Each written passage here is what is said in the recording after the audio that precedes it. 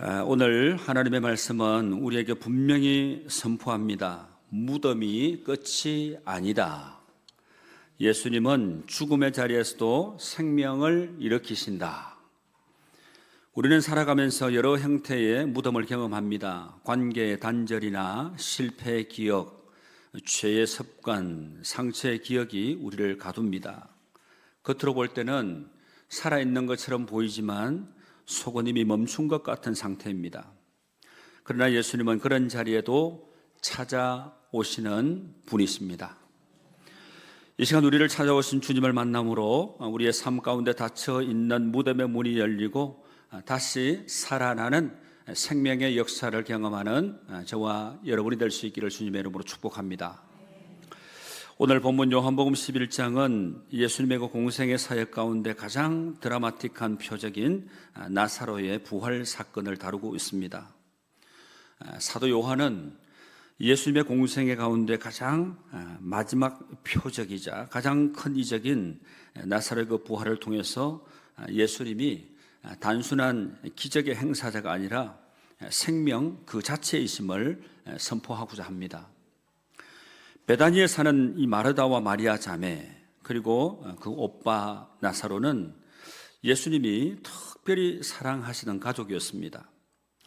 그런데 나사로가 병들었다는 소식을 들었음에도 불구하고 예수님은 이틀을 더 유하셨습니다. 그러니까 시간을 지연시키셨다는 거죠. 그런데 이 지연은 실수가 아닙니다. 오늘 본문 앞쪽 4절 말씀을 보시면 하나님의 영광을 위하고 또 하나님의 아들이 이로 말미암아 영광을 받게 하려 함이라 하는 더 큰 뜻이 있었기 때문입니다. 나사로가 무덤에 있은 지 나흘이 되어 이미 썩기 시작했을 때 예수님은 이 베다니에 도착을 하십니다. 유대인 전통에서 이 나흘은 사망이 확실하게 확인된 상태, 다시 말하면 어떤 인간적인 그 소망도 불가능한 그 시점을 의미하는 겁니다. 그러니까 쉽게 얘기하면 살아날 수 있는, 소생할 수 있는 가망성이 0%, 0%라는 겁니다. 이 절망의 이 극한 점에서 예수님은 바로 마르다와 만나시고 부활과 생명에 대한 놀라운 선언을 하십니다. 여러분 25절 말씀을 한번 보시겠습니까? 25절 26절 말씀 주님이 선언하시는 말씀입니다. 같이 한번 읽어보시죠. 예수께서 이르시되 나는 부활이요 생명이니 나를 믿는 자는 죽어도 살겠고 무릇 살아서 나를 믿는 자는 영원히 죽지 아니하리니 이것을 내가 믿느냐. 아멘. 그리고 이어서 예수님은 눈물을 흘리시면서 여러분 35절 말씀에 보면 예수님이 눈물을 흘리셨다라는 기록이 나옵니다. 그리고 무덤 앞으로 가셔서 큰 소리로 나사로를 부르십니다. 43절 말씀 보시면 나사로가 살아납니다. 이 사건이 결국 종교 지도자들로 하여금 예수님을 죽이기로 결정하게 만드는 직접적인 계기가 됩니다. 생명을 주신 사건이 예수님 자신의 그 죽음을 향한 문을 연 셈인 거죠. 그 역설 속에서 복음의 핵심이 빛나는 겁니다.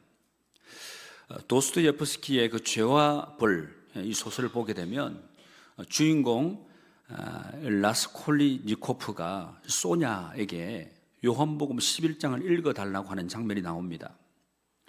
이 살인이라는 영적 죽음의 그 무덤에 갇힌 그에게 이 본문은 새로운 생명으로의 초대였습니다. 오늘 본문의 주제는 절망의 자리에 찾아오신 생명의 주님입니다. 독일의 신학자 이 폴 틸리는 이런 말을 했습니다. 신앙은 불확실한 미래를 현재로 당기는 힘이다. 그렇습니다, 여러분. 주님은 우리를 과거의 후회와 미래의 그 막연함에 가두지 않으시고 지금 여기서 다시 살아나는 삶으로 초대하십니다.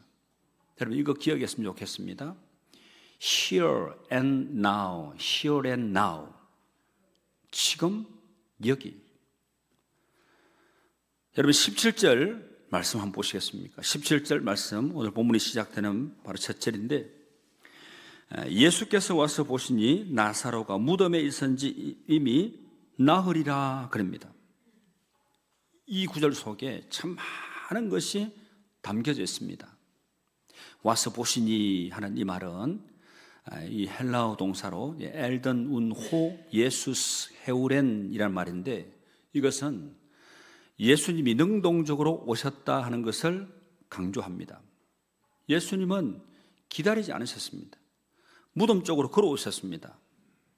하나님은 우리의 절망을 멀리서 바라보시는 분이 아니라 그 절망의 현장으로 친히 발걸음을 옮기시는 분이십니다. 이 나흘이라는 시간이 굉장히 또 중요한데, 이 나흘이라는 이 말은 이 사일제를 의미합니다. 그러니까 당시 유대 전통에는 사람이 죽고 나면 3일까지는 영혼이 그 시체 근처에 머물다가 이제 그 이후에 4일째에 완전히 그 영혼이 떠난다, 이런 믿음을 갖고 있었습니다. 그러니까 나흘은 완전한 죽음을 의미하는 상징적인 숫자인 거죠. 마르다도 나중에 이 39절 말씀을 보면 이미 나흘이 되었으니 냄새가 나나이다 그러지 않습니까? 냄새, 즉 부패의 냄새가 나는 그 자리까지 예수님은 오셨다는 겁니다. 사랑하는 성도 여러분, 우리 삶에 부패의 냄새가 나는 것 같을 때, 하나님이 멀리 계신 것 같을 때, 바로 그때 예수는 이미 그 자리를 향해 걸어오고 계십니다. 여러분, 21절, 22절 말씀, 우리 마르다의 고백을 한번 읽어보실까요? 21절, 22절입니다. 시작. 마르다가 예수께 여짜오되 주께서 여기 계셨더라면 내 오라버니가 죽지 아니하였겠나이다. 그러나 나는 이제라도 주께서 무엇이든지 하나님께 구하시는 것을 하나님이 주실 줄을 아나이다. 아멘. 여러분, 이건요 원망처럼 들리기도 하겠지만 사실은 신앙 고백입니다. 왜냐하면 그 뒤에 그러나 나는 이제라도 하는 이 말이 나오죠. 그 말이 따라 나오는 그것을 보게 되면 사실은 그의 신앙 고백입니다. 그러니까 아픔 속에서도 예수님을 향한 그 기대의 끈을 놓지 않는 것, 그게 바로 살아있는 믿음인 것입니다. 여러분, 21절 말씀, 이 말씀을 공동번역 성경에서 이렇게 번역을 해놨습니다. 주님께서 여기 계셨더라면 오빠가 죽지 않았을 것입니다. 그리고 세번역 성경은 주님께서 여기에 계셨더라면 내 오빠가 죽지 않았을 것입니다. 그리고 새 한글 성경, 가장 최근에 번역된 성경은 주님이 여기 계셨더라면 내 오라버니는 죽지 않았을 것입니다. 이 세 번역 여러분 느낌이 어떻습니까? 모두 여기라는 이 장소를 강조해서 얘기하고 있습니다. 마르다의 안타까움은 예수님이 계시지 않는 게 아니라 예수님에게 현존, 그 없음에 대한 것이었다는 겁니다. 이게 역설적으로 우리에게 가르치는 게 있습니다. 예수님이 현존하시는 자리에서는 죽음이 최종 결론이 될 수 없다라는 것입니다. 헨리 나우엔의 상처 입은 치유자라는 이 책에서 하나님은 죽음의 냄새나는 자리를 피하지 않으신다. 오히려 그 자리에 먼저 와 계신다 하는 문구가 나옵니다. 헨리 나우엔은 상처받은 사람만이 다른 사람의 상처를 진정으로 치유할 수 있다고 했습니다. 예수님은 우리의 무덤 앞에 서실 때 눈물을 흘리셨습니다. 그 눈물은 연민의 눈물이면서 동시에 우리와 함께 하신다는 증거인 것입니다. 하나님은 우리의 고통을 위에서 내려다보시는 분이 아니라 그 안으로 들어오시는 분이십니다.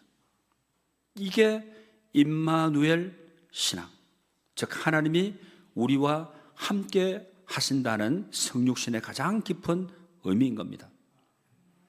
예수님이 나사로의 무덤 앞에서 보여주신 눈물, 그리고 그 탄식은 하나님의 공감적인 현존을 가장 생생하게 보여주는 장면입니다. 우리의 치료자이신 예수님은 우리의 아픔 곁에 계십니다. 그 현존 안에 치유가 시작되는 줄 여러분 믿으시길 바랍니다. 이사야 43장 2절 말씀 우리 같이 한번 읽어보시죠. 시작. 이사야 43장 2절 말씀입니다. 시작.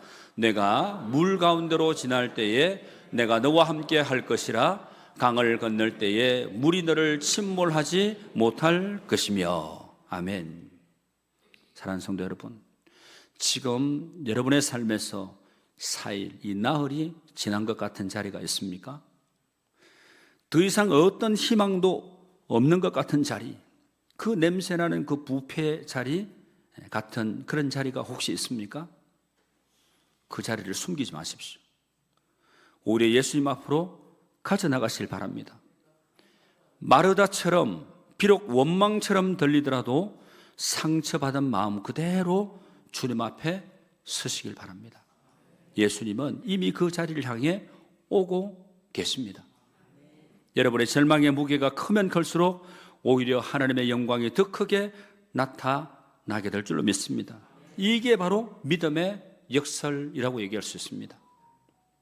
여러분 25절 말씀 다시 보십시오. 예수께서 이르시되 나는 부활이요 생명이니 나를 믿는 자는 죽어도 살겠고. 이건 요한복음 전체를 통틀어서 가장 핵심적인 바로 에고 에이미, 바로 선언 가운데 하나입니다. 에고 에이미가 뭐냐면 나는 나다, 나는 이런 사람이다 하는 의미인 거죠.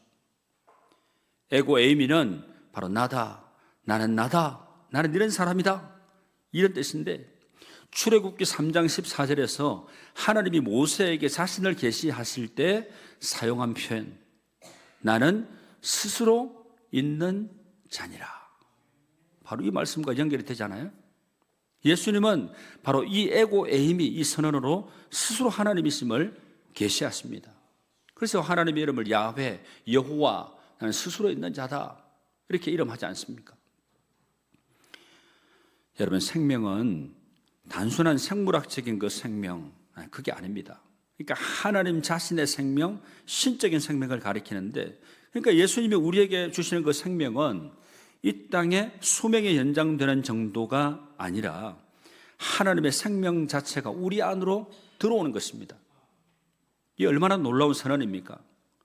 여러분, 마르다의 신앙 고백을 한번 보십시오. 27절 말씀 같이 한번 읽어보십니다. 시작. 이르되 주여 그러하외다. 주는 그리스도시요 세상에 오시는 하나님의 아들이신 줄 내가 믿나이다. 아멘. 이 신앙 고백을 보시니까 누가 생각이 납니까? 멋있게 신앙 고백을 했던 또 예수님의 제자 한 사람 있죠. 베드로의 신앙 고백. 어떻게 고백했죠? 주는 그리스도시요 살아계신 하나님의 아들이십니다. 얼마나 정말 멋진 신앙 고백입니까? 여러분, 오늘 25절 말씀에 이 공동번역성은 이렇게 번역을 해놨습니다. 나는 부활이요 생명이다. 나를 믿는 사람은 죽더라도 살 것이고, 새번역 성경은 나는 부활이요 생명이니 나를 믿는 사람은 죽어도 살 것이요. 새한글 성경은 나는 부활임의 생명이다. 나를 믿는 사람은 죽어도 살 것이다. 이렇게 현재형으로 번역을 하고 있는 것을 우리가 볼 수 있습니다. 그러니까 예수님은 부활이 될 것이다가 아니라 지금 부활이다, 지금 현재성을 얘기하고 있는 겁니다. 그러니까 부활은 미래의 사건이기 전에 현재, 지금, 여기 예수님 안에 실제하는 진리, 그게 바로 부활 사건입니다. 예수님을 믿는다는 것은 이미 부활 생명 안으로 여러분 들어와 있다는 것 아니겠습니까? 여러분, 로마서 8장 11절 말씀 이렇게 말씀을 합니다. 여러분 같이 한번 읽어보시죠. 시작. 예수를 죽은 자 가운데서 살리신 이의 영이 너희 안에 거하시면 그리스도 예수를 죽은 자 가운데서 살리신 이가 너희 안에 거하시는 그의 영으로 말미암아 너희 몸을 죽을 몸도 살리시리라. 아멘. 여러분, 예수님은 마르다에게 이것을 내가 믿느냐 이렇게 26절에서 그렇게 물으십니다. 여러분, 이 질문은 오늘 우리에게도 동일하게 던져집니다. 당신은 이것을 믿습니까? 예수님이 부활이요 생명이시라는 것을, 그분을 믿는 자는 죽어도 산다는 것을 정말 여러분들 믿으십니까? 아멘. 여러분, 이 믿음이 단지 지적으로 내가 몰랐던 사실을 막 갑자기 확 깨달아지니까 뭐 내가 알았다고 해서 아유 나는 믿어집니다. 이런 동의를 얘기하는 거 아닙니다. 삶의 방식을 바꾸는 확신이 되게 될 때 우리의 삶은 완전히 바뀌어질 수 있게 되는 거죠. 더 이상 죽음이 우리의 가장 큰 두려움이 되지 않습니다. 더 이상 상실이 우리의 최종 결론이 되지 않습니다. 예수님 안에서 우리는 이미 죽음 너머의 생명 안에 살고 있기 때문에 그렇습니다. 오늘 이 믿음을 새롭게 고백하시는 여러분이 될 수 있기를 바랍니다. 주여 그러하외다. 주는 그리스도시요 하나님의 아들이신 줄 내가 믿나이다. 아멘. 여러분, 그리고 이제 28절 마지막으로 이제 보십시오. 28절 같이 읽습니다. 이 말을 하고 돌아가서 가만히 그 자매 마리아를 불러 말하되 선생님이 오셔서 너를 부르신다 하니. 마르다는 예수님의 선언을 들은 후에 곧바로 자기 자매에게 달려갑니다. 믿음의 특성 가운데 하나는 전파된다는 겁니다. 그러니까 살아있는 믿음은 혼자 뭐 고이 간직하는 것으로 끝나지 않아야 됩니다. 다른 사람을 향해서 흘러가야 되는 거죠. 아까 장로님도 기도하실 때 흘려 보내야 된다 이런 표현을 하지 않습니까? 진리는, 복음은, 생명은 전해져야 되고 내 혼자 누리는 것이 아니라 우리 함께 누리게 될 때 죽어가는 생명들이 살아나게 되고, 지금 전쟁통이 여러분 계속 지구상에 보면 곳곳에 전쟁 중에 있는 곳이 너무나 많잖아요. 사실 우리나라도 뭐 우리 착각할 정도로 뭐 그냥 평화롭게 지금까지 한 80년 가까이 이렇게 살아왔는데 우리나라도 휴전의 상황입니다. 전쟁이 일어나게 되면 무고한 생명들이 희생이 되는 거죠. 여러분, 이런 정말 심각한 위기 상황, 절망적인 상황, 이런 상황 가운데 우리가 깨어 있어야 되고, 그리고 어떤 상황에 처하더라도 주님 때문에 나는 죽음도 불사하고 어떤 어려움과 힘든 상황도 다 극복해낼 수 있는 그런 믿음이 공급된다 그러면 그 인생은 어떤 상황에서도 나는 행복자입니다 이렇게 고백할 수 있을 것입니다. 사랑하는 성도 여러분, 어려운 이 시대를 살아가시지만 여러분들은 스스로 이렇게 고백할 수 있게 되기를 바랍니다. 한번 여러분 고백해 보시죠. 나는 행복자입니다. 네, 나는 행복한 사람입니다 이런 뜻입니다. 어떤 상황에서도 주님 때문에 행복을 하나님 고백하시고, 주님 때문에 감사가 고백이 되고, 주님 때문에 소망을 붙들고 살아가시는 여러분들의 삶이 될 수 있기를 축복합니다. 여러분, 당시 많은 유대인들이 이 사건이 일어난 그런 상황 중에 와 있었어요. 그런데 그들 중 일부는 예수님을 반대하는 사람들이었습니다. 마르다는 상황을 민감하게 읽으면서 마리아가 조용히 예수님께 나올 수 있도록 도왔습니다. 이것은 우리에게 굉장히 지혜로운 신앙을 가르쳐 줍니다. 복음을 전하게 될 때 상황을 읽고 적절한 방식으로 상대방이 예수님께 나올 수 있도록 돕는 게, 그게 바로 지혜입니다. 여러분, 29절 말씀을 보십시오. 마리아가 이 말을 듣고 급히 일어나 예수께 나아가매 그럽니다. 급히 일어났다, 이 말은 굉장히 역동적인 표현입니다. 마리아는 슬픔의 자리에 앉아 있다가 예수님이 부르신다는 말을 듣고 즉각적으로 반응했죠. 이게 바로 믿음의 반응, 믿음의 응답입니다. 예수님의 부르심은 우리를 앉아있게 두지 않습니다. 일어나게 합니다. 움직이게 합니다. 나아가게 합니다. 흘려보내게 합니다. 믿음을 고백하게 합니다. 주님이 나의 주님이시고 나의 하나님이십니다 이렇게 고백하게 만들어줍니다. 이게 바로 믿음의 힘입니다. 여러분, 예수님의 부르심 앞에서 우리의 반응도 이래야 되지 않겠습니까? 머뭇거림이 아니라 벌떡 일어나는 것, 이게 살아있는 신앙의 모습인 것입니다. 마리아는 오빠의 죽음 앞에 많은 질문이 있었을 겁니다. 그러나 그 질문을 안고 예수님께 나아갔습니다. 신앙은 모든 질문에 대한 답을 가진 후에 예수께 나아가는 것이 결코 아닙니다. 질문과 슬픔과 의심을 그대로 안고 예수님께 나아가는 것, 그 나아감 자체가 바로 믿음이라는 거죠. 여러분, 믿음에 대해서 제가 지금까지 오늘 말씀 또 믿음에 대해서 정의를 하는 게 나오는데, 하나님 앞에 주님께로 나아가는 거, 그게 믿음이다 그랬는데, 믿음은 하나님의 선물이다, 믿음은 절대 신뢰하는 거다, 뭐 이렇게 정의를 참 제가 많이 했더라고 보니까. 물론 제 말이 아닙니다. 여러분, 30절 말씀 보십시오. 같이 한번 읽어보십니다. 예수는 아직 마을로 들어오지 아니하시고 마르다가 맞이했던 곳에 그대로 계시더라. 여러분, 이 구절이 굉장히 참 아름답지 않습니까? 예수님은 마리아가 나오기를 기다리고 계셨습니다. 우리가 나오기를 기다리고 계신 겁니다. 그러니까 우리가 무덤 같은 자리에서 일어나서 주님께로 나아가게 될 때 예수님은 이미 그 자리에서 우리를 기다리고 계신다는 겁니다. 여러분, 하나님의 은혜와 복을 받기를 원하시죠? 그런 삶이 되면 얼마나 감사하겠습니까? 그런데 주님은 그 은혜와 복을 우리에게 주시기 위해서 이미 예비하고 계신다는 거예요. 그럼 우리가 뭘 준비하면 되겠습니까? 받을 수 있는 그릇을 준비하면 되는 거예요. 조그마한 이거만한 그릇 준비한 사람은 이거밖에 못 받아요. 큰 그릇, 이번에 주방에서 보니까 큰 국소도 몇 개 또 사시고 그러더라고. 있는데 왜 사실까 그랬는데 그릇을 더 준비하는, 제가 영적으로 이제 해석을 했어요. 와, 주방에서부터 복이 임하는구나. 네. 그것도 우리 권사님들이 식당부에 권사님 필요한 거 있으면 사세요 이렇게 하면서 돈을 드렸다 그러대. 네. 막 필요한 거 있으면 돈 드릴 테니까 사세요.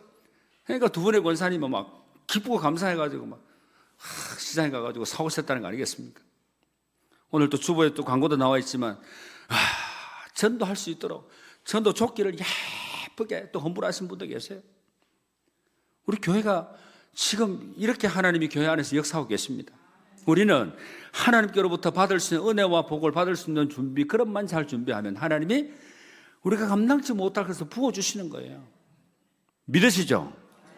네. 여러분의 개인의 삶뿐만 아니라 여러분 공동체 안에 놀랍게 역사하시는 은혜와 복을 풍성히 부어주시는 하나님의 그 역사하심을 여러분 목도하시고 살아계신 하나님, 내게 복 주시기를 기뻐하시는 하나님을 만나실 수 있게 되기를 주님의 이름으로 축복합니다. 이제 말씀을 맺겠습니다. 히브리서 11장 6절 말씀 다 같이 읽습니다. 시작. 히브리서 11장 6절 시작. 믿음이 없이는 하나님을 기쁘시게 하지 못하나니 하나님께 나아가는 자는 반드시 그가 계신 것과 또한 그가 자기를 찾는 자들에게 상 주시는 이심을 믿어야 할지니라. 할렐루야. 아멘. 이제 말씀을 맺도록 하겠습니다. 예수 그리스도는 어제나 오늘이나 동일하신 분이십니다. 영원토록 2000년 전에 베다니의 무덤 앞에 서셨던 주님은 오늘 저와 여러분의 아픔과 부족함의 자리 앞에 서 계십니다. 여러분, 나는 부활이요 생명이다 라고 선언하신 주님의 손을 꽉 붙잡으시길 바랍니다. 우리는 죽음을 향해 가는 존재가 아니라 영원한 생명을 향해 걸어가는 존재들입니다. 그 생명의 역사가 이번 한 주간 여러분의 가정과 일터와 영혼 위에 충만히 역사하시기를 우리 주님의 이름으로 축원합니다. 기도드리겠습니다. 생명의 주관자 되신 하나님 아버지, 오늘 저희들 나사로를 깨우시고 마르다와 마리아를 위로하신 주님을 만납니다. 우리 인생에도 나흘이나 지난 것 같은 절망의 순간들이 있습니다. 주님, 이제 소망이 없다고 고백하는 우리에게 찾아와 주시옵소서. 이제 더 이상 어두운 무덤 속에 웅크려 있지 않고 빛 대신 주님을 향해 힘차게 걸어가는 부활의 주인공들이 다 되게 하여 주시옵소서. 예수님의 이름으로 기도드립니다. 아멘.